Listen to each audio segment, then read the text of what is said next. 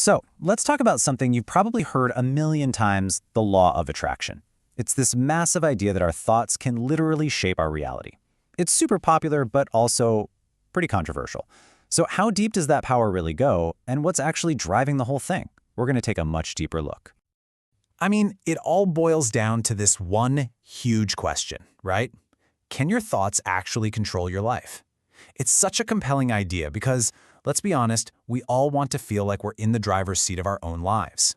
The core idea is super simple. What we think about, we attract. And you can see why that's so captivating. It basically suggests that our mind is like this powerful broadcasting tower, sending signals out to the universe, and the universe responds by sending back whatever we were focusing on. Now, for some people, this idea is incredibly empowering. For others, it sounds a lot like wishful thinking. So which is it? To figure that out, we're going to explore this from two completely different angles. Okay, so first up, let's put on our psychology hats. From this point of view, we can actually explain how our inner world shapes our outer world using real, grounded mechanisms. No magic or mysterious universal forces required.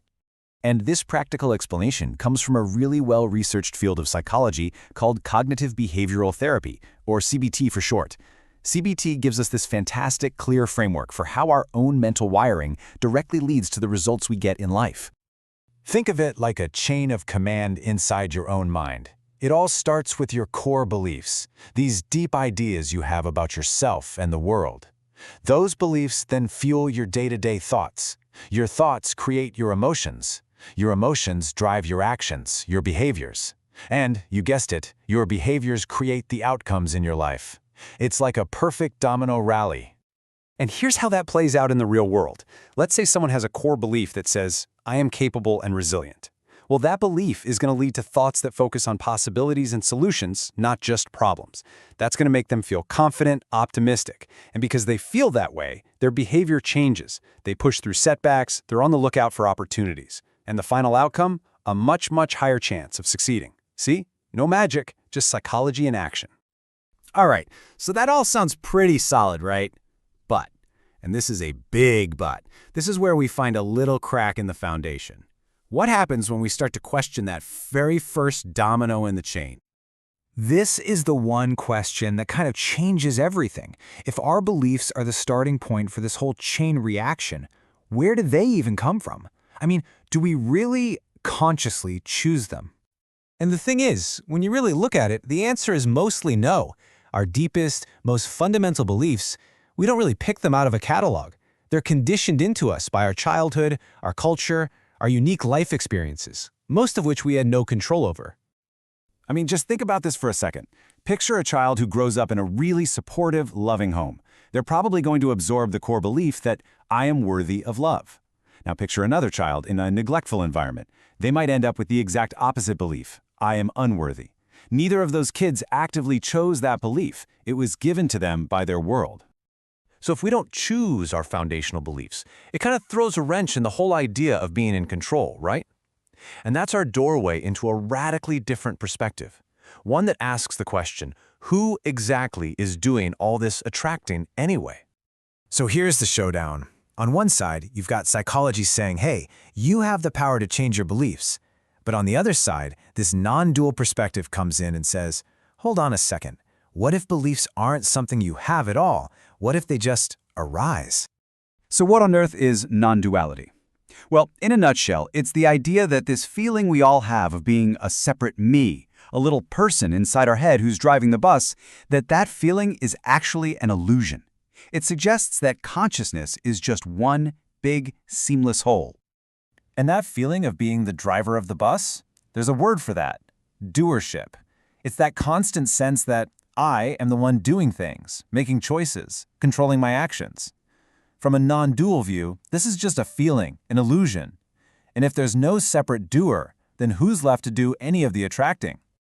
There's this amazing concept called dependent origination that really gets at this. It's the idea that nothing happens in a vacuum. Everything that happens is the result of this huge interconnected web of causes and conditions. So a successful outcome isn't because one person willed it into being, it's the product of a million different factors all coming together just right. Here's a really beautiful way to picture it. From this non-dual view, your thoughts and desires aren't really yours. They're more like clouds just drifting across the vast sky of consciousness. They appear for a while, they float on by, and then they're gone. You don't own the clouds, and you don't own the thoughts. Okay, let's really put these two views side by side. When it comes to control, psychology says you have agency. Non-duality says that feeling of agency, of doership, is an illusion. For the mechanism, psychology points to your actions making things happen.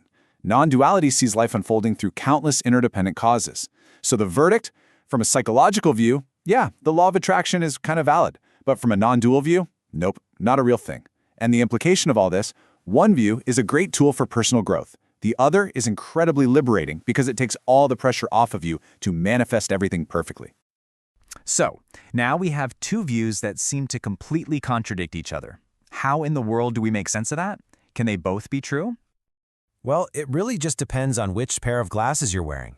If you look at it through that practical, psychological lens, you'd say, yeah, this is mostly true. My mindset definitely affects my life. But if you swap those out for the deeper, non-dual lens, the whole foundation disappears because there's no self to do the attracting in the first place. And here's the fascinating part. They don't have to be enemies. They don't cancel each other out. They're just describing reality from different altitudes, you know? One is like a street-level map for getting around day to day, and the other is like a satellite view of the entire planet. So what's the big takeaway from all this? It's that we can actually use both perspectives. On a practical, everyday level, yeah, working on your beliefs and thoughts is incredibly useful. It works. But at the same time, on a deeper level, realizing that there's no little CEO in your head who has to get everything right, well, that can bring this incredible sense of relief. It lets us shift from constantly striving to control everything to simply accepting and appreciating life as it unfolds. And that leaves us with one final thought to ponder. The law of attraction is all about control, but what if that's not the point? What if life isn't something to be controlled at all, but something to be witnessed? Thanks for joining us.